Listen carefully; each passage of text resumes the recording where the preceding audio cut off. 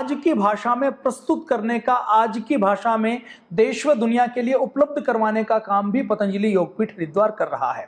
हमने अष्टवर्ग के पौधों के बारे में बातचीत की, आहार रोचन के बारे में बातचीत की, भोजन कुतूहल के बारे में बातचीत की, विश्व भेषज संहिता के बारे में, आयुर्वेद सिद्धांत रहस्य के बारे में, जड़ी बूटी रहस्य के बारे में, वेदों में कौन कौन सी वनस्पतियां हैं, योग शतकम के नाम से कैसे 1400 साल पुरानी पांडुलिपि को दोबारा से प्रकाशित किया है, कैसे योग शतक वैद्य वल्लभा का प्रकाशन किया है, अजीर्णामृत मंजरी के नाम से अजीर्ण के केवल डाइजेस्टिव सिस्टम के कौन कौन से रोग होते हैं, उसके बारे में जो निचोड़ हमारे पूर्वजों ने 1000 साल पहले, 1400 साल पहले, 800 साल पहले अपने पूर्वजों की परंपरा की सारी कहानी।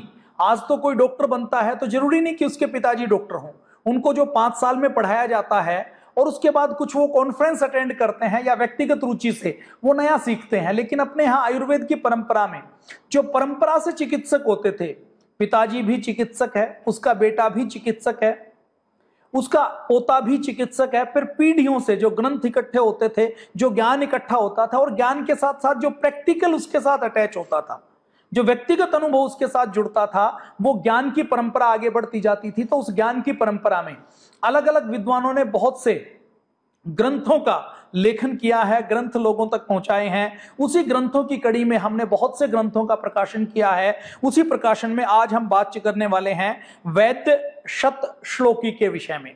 यह भी एक लगभग 600 साल पुरानी एक पांडुलिपि पतंजलि को कहीं से मिली, और मिली तो यह पता लगा कि हमारे यहां पर तमिलनाडु के तुंडीर में 600 साल पहले 14वीं शताब्दी के लास्ट में एक वैद्य अवदान सरस्वती जी महाराज हुए हैं। उन्होंने वैद्य शत श्लोकी के नाम से एक पुस्तक लिखी।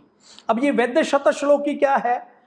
मतलब वैद्य के काम की, एक साधारण व्यक्ति जो अपने शरीर के बारे में जानना चाहता है, उसके काम के लिए क्या क्या, कौन कौन सी ऐसी 100 ऐसी बीमारियों के अलग अलग ग्रुप हैं, उस ग्रुप में कौन कौन सी औषधियां काम आती हैं, उसके बारे में डिटेल में उन्होंने लिखा है। पूरा जीवन आयुर्वेद की औषधियों के अध्ययन में, उसके ऊपर रिसर्च करने में उन्होंने लगाया, और यह सोचकर उन्होंने एक ग्रंथ लिखा 100 श्लोकों का कि कोई व्यक्ति यदि घर पर सामान्य व्यक्ति अपना इलाज करना चाहे, जड़ी बूटियों के बारे में जानकारी करना चाहे, कोई लंबी चौड़ी जानकारी नहीं ले सकते, तो सामान्य व्यक्ति क्या पढ़े, कितना पढ़े, जिससे वो घर बैठे औषधियों के ग्रुप के बारे में, अलग अलग बीमारी की औषधियों के बारे में जानकारी प्राप्त कर ले। तो उन्होंने ये वैद्य शत श्लोकी के नाम से ग्रंथ लिखा। इसमें ज्वर आदि से लेकर अलग अलग रोगों में कौन कौन सी औषधियां उपयोगी हैं, उनका एक ग्रुप बना दिया कि जैसे अगर ज्वर हुआ है तो ज्वर में इस ग्रुप की औषधियां उपयोगी हैं। तो एक तरीके से निघंटू पढ़ने से जो व्यक्ति जैसी विद्वता हासिल करता था, वैसे ही 100 ग्रुप में एक निचोड़ के रूप में उन्होंने ये वैद्य शत श्लोकी बनाई है। जैसे हमने बात की थी ना, योग शतकम के नाम से आचार्य अमित प्रभ जी ने 1600 साल पहले एक ग्रंथ लिखा था, जिसमें आयुर्वेद की 100 अचूक नुस्खों का उन्होंने संग्रह किया था। और पुराने जमाने में जब प्रिंटिंग प्रेस नहीं होती थी, तो ये ग्रंथ जब छापते थे, तो जो विद्वान इसको छापते थे, तो उस समय सम्मेलन होते थे, विद्वान एक जगह आकर चिंतन मनन और बैठक करते थे। तक्षशिला विश्वविद्यालय था, नालंदा विश्वविद्यालय था, विद्वान बातचीत करते थे। बातचीत करके जो शोध की उस समय पांडुलिपियां होती थी, उनकी कॉपीज बनाई जाती थी, और वो जो कॉपी बनाई जाती थी, वो हाथ से ताड़पत्र के ऊपर, भोजपत्र के ऊपर वो पांडुलिपियां बनाकर फिर अलग अलग हिस्सों में उसको पहुंचाया जाता था। और कुछ तो ऐसी पांडुलिपियां थी, ऐसे बड़े आचार्य होते थे, वो जो लिखते थे, जैसे आज कुछ रिसर्च हुई तो उसका पब्लिकेशन होते ही पहले प्रिंटिंग प्रेस के माध्यम से, फिर टीवी के माध्यम से पूरी दुनिया में फैल जाता था। वैसे ही हमारे प्राचीन भारत में भी ऐसी व्यवस्था थी कि कोई विद्वान आचार्य अपने जीवन के अनुभव का निचोड़ लिखता था, तो उसका कश्मीर से लेकर कन्याकुमारी तक उसका तुरंत प्रचार प्रसार हो जाता था। वैद्य योग शतकम के विषय में आचार्य अमित प्रभ जी ने जो लिखा, उसके विषय में यह माना जाता है कि उसकी प्रतियां, उसके ऊपर भाष्य, उसके ऊपर टीकाएं कश्मीर से लेकर कन्याकुमारी तक मिलती है। तो वैद्य अवदान सरस्वती जी ने ये जो ग्रंथ लिखा, ये भी भारत में अनेकों स्थान के ऊपर इसकी प्रतिलिपियां बनाई गई, अनेकों स्थान के ऊपर वैद्यों ने इसको खूब प्रयोग किया। और पतंजलि को जो 39 लाख पन्नों की जो पांडुलिपियां मिली, उसमें एक पांडुलिपि ये भी उनको कहीं प्राप्त हुई, और जब ये पांडुलिपि प्राप्त हुई तो इसके महत्व को देखते हुए पतंजलि ने कोशिश की, ये प्रयास किया कि हम इसको छाप कर लोगों के प्रयोग के लिए उपलब्ध करवाएंगे। एक तो लोग इससे लाभ उठाएं, दूसरा छापने से क्या होगा कि हम इसको प्रिंट कर देंगे तो कोई विदेशी देश, कोई विदेशी सरकार इसके ऊपर अपना हक नहीं जमा पाएगी, हल्दी नीम की तरह पेटेंट नहीं करवा पाएगी। और तीसरा, जब ये प्रतियां छपेंगी, हमने ये 10,000 प्रतियां ही छापी, 5,000 ही छापी, ये जब आयुर्वेद के विद्वानों के घरों में जाएंगी, आयुर्वेद के कॉलेज की पुस्तकालयों में जाएंगी, तो आने वाले समय में जब कोई व्यक्ति दवाई बनाएगा, रिसर्च करने का काम करेगा, तो उसको बहुत ज्यादा लाभ मिलने वाला है। आप कल्पना कीजिए, एक तो एक पांडुलिपि है, उसके अंदर भी अक्षर हम पढ़ नहीं सकते, उसके अंदर शोधन नहीं हुआ, क्योंकि वो जो पांडुलिपि है वो उस समय की नहीं है, 1600 साल पहले की। उस समय एक मूल पांडुलिपि किसी एक वैद्यराज ने लिखी, उस पांडुलिपि की कॉपी हुई। मान लीजिए उन्होंने, किसी ने कश्मीर में एक पांडुलिपि लिखी, उसकी कॉपी करके कोई साउथ में लेकर गया, फिर उस कॉपी से दूसरी कॉपी हुई, दूसरी से तीसरी हुई, तीसरी से चौथी हुई। तो ये जो मूल रचना है योग शतकम, ये 1600 साल पुरानी थी। आज जो मैं जिस पुस्तक की वैद्य शतश्लोकी की बात कर रहा हूं, ये मूल रचना 600 साल पुरानी है। लेकिन ये कॉपी होते होते, और जब ये कॉपी होती है तो पहले 100 श्लोकों की थी, फिर ये इसके अंदर श्लोक हो गए 136। अब 136 में से ये छांटना है कि इसमें से ऐसे कौन से 126 श्लोक हो गए, तो 26 श्लोक ऐसे कौन से हैं जो बाद में मिलावट की गई, जिसकी भाषा के अंदर अंतर क्या है, वो चेक करने का अलग अलग तरीका है कि अलग अलग काल की भाषा में, कुछ प्रसंग में, जो तत्वों में, जो प्रस्तुतिकरण में, जो भाषा शैली में जो बदलाव आते हैं, उसका चिन्हित करके ये छांटना कि कौन से श्लोक ऐसे हैं जो बाद में मिलाए गए, उनकी क्या उपयोगिता है, जो उस समय मूल श्लोक लिखे गए उसको मिलान करना, उसकी उपयोगिता को मिलान करना कि कहीं प्रसंग का विरोध तो नहीं है। वेदों के विषय में, हमारे शास्त्रों के विषय में जो वामपंथी इतिहासकार हैं, उन्होंने क्या मिलावट की कि वेदों के अंदर, रामायण के अंदर, महाभारत के अंदर मिलावट करके ये लिख दिया कि वेद के अंदर तो गाय की बलि दी जाती है। श्लोक मिलावट कर दी। अब मिलावट कर दी तो जहां वेद यदि एक तरफ अहिंसा की बात करता है, सभी जीव जंतुओं से प्रेम की बात करता है, तो वो बलि देने की बात नहीं कर सकता। तो ऐसे प्रसंग विरोध, मूलभूत सिद्धांतों के अंदर विरोध, उसके ऊपर भी रिसर्च करने का काम पतंजलि में होता है। तो ये रिसर्च करके, इसका शोधन करके, ये वैद्य शतश्लोकी के नाम से पुस्तक छापी गई है। इस पुस्तक में आयुर्वेद के जो 8 अंग हैं, कौन कौन से अंग हैं? काय चिकित्सा है, शालक्य है, भूत चिकित्सा है, भूत चिकित्सा मतलब जड़ी बूटियों की चिकित्सा, और साइकोलॉजी भी उसके अंदर आती थी, शल्य चिकित्सा, अगध चिकित्सा, कौमार भृत्य, रसायन और बाजीकरण। इन 8 अंगों को इसमें कवर किया गया है। छोटी सी पुस्तक है। तुंडीर नामक स्थान पर अवधान सरस्वती जी का आत्रेय गोत्र में जन्म हुआ, और वो खुद आयुर्वेद की सुधा निधि, एक बहुत अच्छा ग्रंथ माना जाता है, उसके रचयिता एकाम्रनाथ जी के पुत्र हैं और कामेश नाथ जी के दामाद हैं। मतलब उनकी ससुराल भी वो थी जिसमें वैद्य के, आयुर्वेद के एक्सपर्ट थे। उनका जो जन्म हुआ वो खानदान भी वो था जो आयुर्वेद का एक्सपर्ट था। तो आप अंदाजा लगा सकते हैं कि आयुर्वेद के कितने बड़े विद्वान होंगे। तो उन्होंने एक ग्रंथ लिखा था। इस ग्रंथ की एक प्रति श्री महावीर जैन आराधना केंद्र, कोबा, गांधीनगर से प्राप्त हुई। उस प्रति के आधार पर फिर कुछ साउथ में तेलुगु भाषा में कुछ प्रतियां मिली। उन प्रतियों के आधार के ऊपर इसको पूरा शोधन किया गया, और शोधन करके केवल ये 118 पेज की पुस्तक केवल 100 रुपए में उपलब्ध करवाने का काम पतंजलि योगपीठ के द्वारा किया गया है। इसके अंदर क्या क्या है, जैसे सर्व ज्वर हर की औषधियां कौन कौन सी हैं, रक्त पित्त की औषधियां कौन सी हैं, वात हर कौन सी हैं, प्रदर के लिए कौन सी हैं, रक्त प्रदर्श के लिए कौन सी हैं, काश श्वास के लिए कौन सी हैं, शीत पित्त के लिए कौन सी है। इसके अंदर सालक्य तंत्र की, भूत विद्या की, काय चिकित्सा की, कौमार भृत्य की, जैसे गर्भवती माता है उसके लिए क्या हितकर औषधियां हैं, अगर प्रसव करना है, डिलीवरी करनी है तो उसकी जड़ी बूटियां कौन सी हैं, कोई बालक है, बालक के अंदर कौन कौन सी बीमारियां होती हैं, उनकी औषधियां कौन कौन सी हैं। तो उनके ग्रुप बहुत डिटेल में इसमें बनाए गए हैं। हर आयुर्वेद के प्रेमी के लिए बहुत उपयोगी ग्रंथ है। पतंजलि ने इसका प्रकाशन करने का काम किया है। तो आप ये केवल 100 रुपए में दिव्य प्रकाशन के, जो स्क्रीन के ऊपर नंबर दिखाए जा रहे हैं, उनसे आप ले सकते हैं। कोई भी उद्देश्य इनके पीछे लाभ कमाने का नहीं है। और पतंजलि जो थोड़ा सा लाभ कमाती है वो 100% चैरिटी के अंदर लगाती है, ये पतंजलि का सिद्धांत रहा है। ये पुस्तकें केवल इसीलिए छापी जा रही हैं पांडुलिपियों से, ये कोई लाखों में नहीं छापी जाती पुस्तकें, ये छापी जाती हैं 2000 5000 की संख्या में, ताकि 1000 2000 5000 भी योग्य व्यक्तियों के पास ये पहुंच जाएं। मान लीजिए कोई व्यक्ति पहले से शोध कर रहा है, उसको इसमें से कुछ सूत्र और मिल जाए तो आयुर्वेद का उद्धार हो जाए। पतंजलि कोई भी ज्ञान उसके ऊपर रोक नहीं लगाता। पतंजलि ने ऐसा नहीं किया कि कोई पांडुलिपि उनको मिली हो तो उन्होंने उसी को सेव करके रख लिया हो कि इसके ऊपर कोई दवाई बनाएंगे तो केवल हम बनाएंगे, कोई दूसरा नहीं बना सकता। पतंजलि ने, पूज्य स्वामी जी महाराज और श्रद्धेय आचार्य जी ने जो बनाया सबके फार्मूले डिस्क्लोज करके रखे।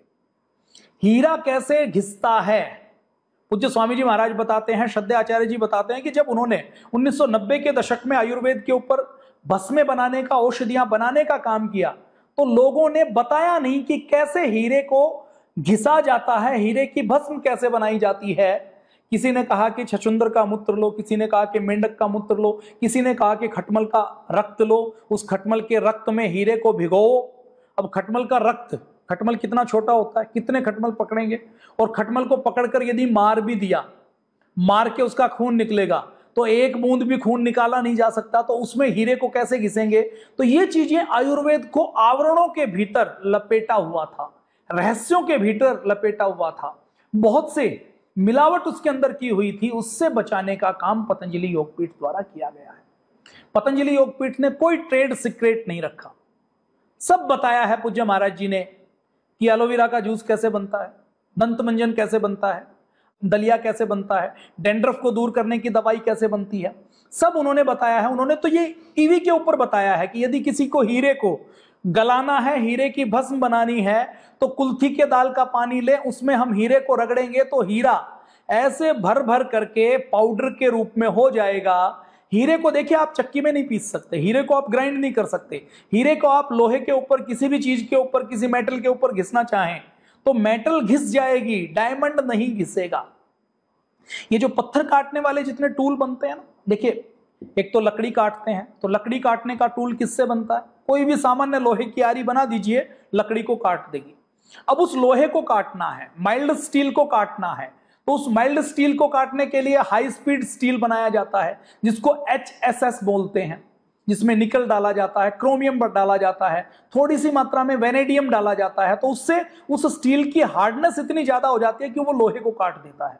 अब ये जो टूल बनते हैं, इनको भी बनाना है, जो इनको भी काट दे तो फिर डायमंड की टिप लगाई जाती है, डायमंड टूल बनाए जाते हैं। पत्थर को काटने के लिए जो टूल बनाए जाते हैं, उनके ऊपर टिप डायमंड की लगाई जाती है, क्योंकि हीरा उनको काट सके। तो जो हीरे को काट सके वो कौन सा तत्व होगा, तो इसको ट्रेड सीक्रेट बनाकर रखा था। पूज्य स्वामी जी महाराज ने टीवी के ऊपर बोला है कि कुल्थी की दाल के पानी में यदि आप हीरो को घिसेगे तो हीरा घिस जाएगा। अब कुल्थी के दाल में कौन सा तत्व है, हमारे पूर्वजों ने उसके बारे में रिसर्च की होगी, उन्होंने हीरे की भस्म बनाई, तो हीरे के ऊपर सेल लाइन ट्रायल किया होगा कि एक एक कोशिका के अंदर हीरा क्या काम करता है। तो ये वैद्य शतक श्लोकी केवल 100 रुपए में पतंजलि उपलब्ध करवाता है। पतंजलि आयुर्वेद को अपनी तिजोरी के अंदर बंद करके नहीं रखना चाहता। पतंजलि में पूज्य स्वामी जी महाराज और श्रद्धेय आचार्य जी आयुर्वेद को और योग को घर घर तक पहुंचाना चाहते हैं। पूज्य महाराज जी चाहते तो योग को पेटेंट करवाकर उसकी रॉयल्टी ले सकते थे, योग को कैप्सूल कोर्स बना देते, आस्था के ऊपर लाइव टेलीकास्ट नहीं करते, फेसबुक के ऊपर लाइव टेलीकास्ट नहीं करते, ये कहते कि योग तो केवल मेरे आश्रम में आओगे, महंगी फीस दोगे तो ही मैं सिखाऊंगा, गरीब आदमी को मैं योग नहीं सिखाऊंगा, केवल प्रधानमंत्री को, केवल अमीरों को योग सिखाऊंगा। लेकिन पतंजलि ऐसा नहीं करती। पतंजलि ने योग को सबके सामने डिस्क्लोज करके रखा कि ये प्राणायाम है, ये आसन है, इस रोग में ये करें, इतना करें, ये खाएं, ये ना खाएं। उसके लिए कोई रॉयल्टी पेटेंट कुछ नहीं करवाया। ऐसे ही आयुर्वेद को जन जन तक, घर घर तक पहुंचाने के क्रम में पतंजलि ने सब कुछ एक्सपोज करके रखा है कि आप ये नुस्खे लीजिए। 1600 साल पहले कोई विद्वान हुआ, उसकी कृति हम आपको हिंदी के अंदर अनुवाद करके आपको दे रहे हैं, आप आयुर्वेद के ऊपर काम करें, क्योंकि हम सब मिलकर जब आयुर्वेद के ऊपर काम करेंगे तो हम इस देश को बचा पाएंगे, इस मानवता को बचा पाएंगे, इस दुनिया को बचा पाएंगे। इसके लिए पतंजलि लगातार लगा हुआ है।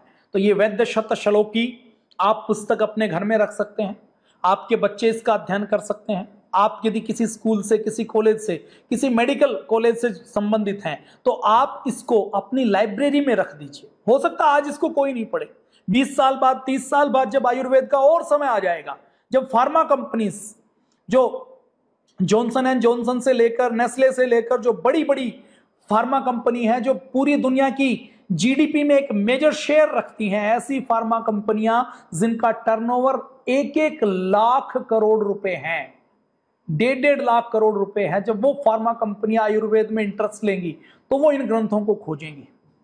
हो सकता है पहले वो आयुर्वेद के नाम से पैसे कमाने का काम करें, लेकिन पैसे कमाने का काम भी अगर वो आयुर्वेद के नाम पर करेंगे तो आयुर्वेद को इतना सिंप्लीफाई हो जाएगा कि उसके बाद छोटे छोटे काम भी आयुर्वेद के माध्यम से होंगे। तो आप इस पुस्तक को जरूर रखें। अगली पुस्तक है रुचि वधु गल रत्नमाला।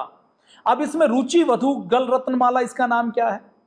हम यदि इसके नाम की ही चर्चा करें, देखिए अपने भारत के बारे में क्या कहा गया कि भारत के लोग तो अनपढ़ थे, भारत के लोग तो गंवार थे, भारत के लोग तो जंगलों में रहते थे, भारत के लोगों को तो लिखना पढ़ना हमने सिखाया, भारत को तो भारत हमने बनाया, भारत के अंदर रेल लाइन हमने चलाई, भारत के अंदर, फिर वामपंथी इतिहासकार क्या कहते हैं कि भारत के अंदर तो जितने महल बने वो सब मुगलों ने आकर बनाए, स्थापत्य कला सारी मुगलों ने देने का काम किया। तो ये हमें पढ़ाया जाता है। मैं आपसे सवाल करता हूं कि यदि हम जंगलों में रहते थे, यदि हम गंवार थे, यदि हम गरीब थे, यदि हमारे पास खाने के लिए रोटी नहीं थी, तो हजारों साल पहले ऐसे ग्रंथों की रचना क्या हुई है? ये जो रुचि वधु गल रत्नमाला है, ये क्या है? रुचि, इसमें कहा है भोजन के प्रति रुचि को। जो हम भोजन करते हैं, भोजन के अंदर जो टेस्ट आता है, जो व्यंजन हम बनाते हैं, उसकी जो रुचि उत्पन्न होती है, उस रुचि को वधु कहा गया है, दुल्हन की तरह कहा गया है। कि जैसे दुल्हन के गले में जो नौलखा हार होता है, जो रत्नमाला होती है, वैसे ही खाने पीने में रुचि को वधु से तुलना करते हुए जैसे वधु के गले के हार की कीमत है, वैसे ही आयुर्वेद के अंदर, पाक शास्त्र के अंदर इस ग्रंथ की कीमत है। यह ग्रंथ किसने लिखा? यह ग्रंथ गुजरात प्रदेश में एक हमारे लेखक होते थे, उन लेखक ने यह ग्रंथ लिखा है और 16वीं शताब्दी में लिखा है। कब लिखा? जब अंग्रेज यहां पर आए थे और ये कहते थे कि हम आपको सभ्य बनाने के लिए आए हैं। तो उस समय तो हजारों प्रकार के व्यंजन हम बनाते थे। खाने से पहले क्या तैयारी करनी है, क्या खाना है जिससे एंजाइम अच्छे बने, खाना कैसे खाना है, खाने के बाद क्या पीना है, क्या खाना है, ये सारी व्यवस्थाएं हमारे ऊपर थे और विस्तृत ग्रंथ इसके ऊपर लिखे हुए थे। तो ये रुचि वधु गल रत्नमाला प्रणव जी द्वारा ये विचलित है। इस रुचि वधु गल रत्नमाला में व्यंजन कैसे बनाएं, आयुर्वेद में अरुचि कैसे है, इसमें यह माना जाता है हमारे यहां, मतलब हमने आयुर्वेद के नाम पर केवल कड़वा नहीं माना। मेरा साउथ कोरिया के अंदर जाना हुआ, आप में से जो लोग जापान जाते हैं वो जानते हैं, नॉर्थ कोरिया के बारे में जानते हैं, अपने पड़ोसी देश चीन के बारे में जानते हैं, जिसके बारे में ये कहा जाता है कि वो टेबल और कुर्सी को छोड़कर 4 पैरों पर चलने वाले किसी भी जानवर को, जीव जंतु को छोड़ते नहीं है। यूरोप के खान पान के बारे में आपको पता है कि वो या तो उबली हुई कोई सब्जी खा लेते हैं या सूखा हुआ मीट खा लेते हैं। बहुत कुछ हुआ तो कभी कभी खाने की उन्होंने गेहूं की ब्रेड बना ली, तो उस ब्रेड को, बासी आटे को उन्होंने खा लिया। ये उनका भोजन रहा है। अगर हम एशिया की भी बात करें तो जापान के अंदर बिना मसालों का भोजन करते हैं। साउथ कोरिया, नॉर्थ कोरिया के अंदर, मंचूरिया के अंदर, ये जितने मंगोलियन कंट्रीज हैं, या चाइना के अंदर, बिल्कुल या तो सूखा हुआ मांस खा लेंगे, या कच्चा मांस खा लेंगे, या अध पका खा लेंगे, या पका कर खा लेंगे, या उबाल कर खा लेंगे, या बहुत हुआ तो नूडल बनाकर खा लिया, ब्रेड बनाकर खा लिया। उसके अंदर टेस्ट का ध्यान नहीं रखा जाता। अपना आयुर्वेद ऐसा शास्त्र है जिसके बारे में यह कहा गया है कि भोजन को उसी को माना गया है कि इस भोजन का पहला गुण क्या कहा गया है। अपने आयुर्वेद में भोजन का पहला गुण कहा गया है कि रुचिकर हो, मतलब भोजन को देखते ही मन करे उसको खाने का। यह आयुर्वेद में कहा गया। और आयुर्वेद में यह कहा गया है कि यदि भोजन रुचिकर नहीं होगा, भोजन ठीक नहीं होगा, तो हम ठीक नहीं रह सकते।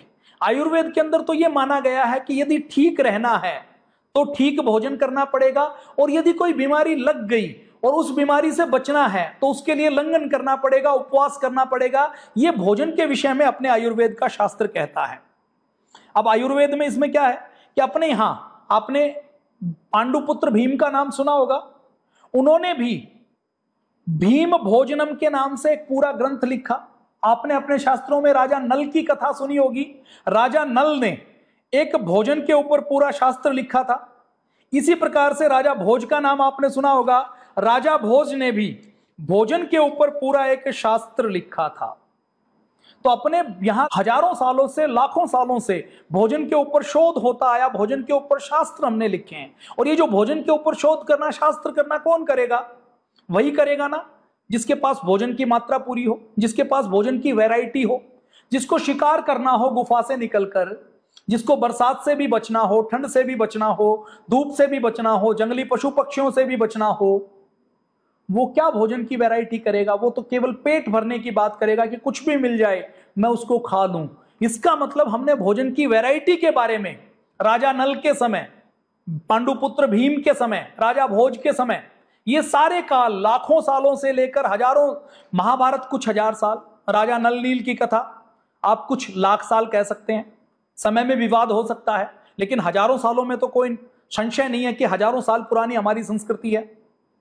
फिर राजा भोज, वो अभी 2000 साल के अंदर की बात करें, 2500 साल के अंदर की बात करें, तो उन्होंने इसके ऊपर ग्रंथ लिखे हैं।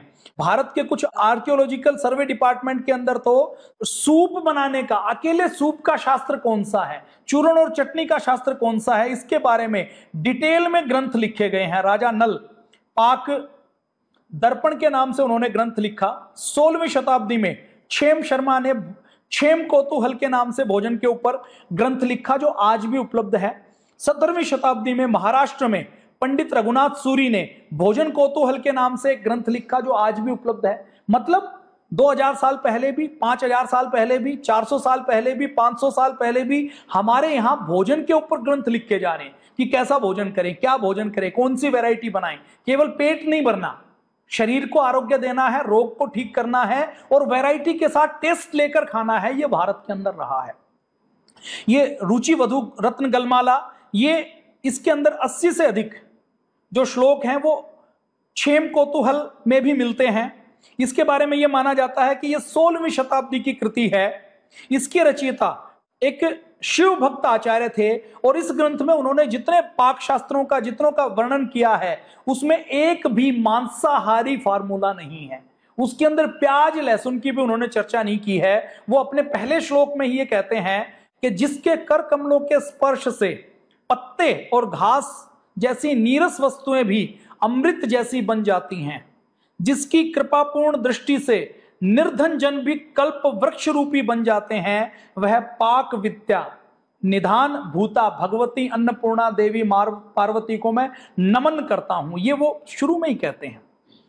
तो ये भोजन के ऊपर पूरी डिटेल में इसके अंदर अलग अलग छंद बनाए गए हैं कि भोजन कैसा हो, पाकशाला का, राजा की पाकशाला है तो अधिकारी कैसा हो, भोजन पात्र कैसे हो, रसोईया कैसे हो, और भोजन, क्योंकि उस पुराने जमाने में भोजन के अंदर अगर फूड पॉइजनिंग होती है तो फूड पॉइजनिंग को चेक करने के लिए कौन कौन से पशु पक्षी रखे जाएं, उन पशु पक्षियों का व्यवहार भोजन को देखते ही कैसे बदलेगा, उन पशु पक्षियों की साइकोलॉजी के ऊपर भी आयुर्वेद के अंदर डिटेल में बात की गई है। भोजन से पहले क्या खाना है, भोजन के बाद क्या खाना है, ये सारी चीजें उन्होंने डिटेल में रखी गई हैं। तो ये एक छोटी सी पुस्तक है, 130 पेज की पुस्तक है।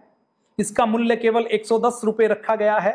इसकी भी पांडुलिपि और किसी जगह उपलब्ध नहीं थी। इस पांडुलिपि का शोधन करके ये आप तक पहुंचाई गई है, और ये तो जिसके घर में रसोई है उसके घर में ये पुस्तक हो सकती है।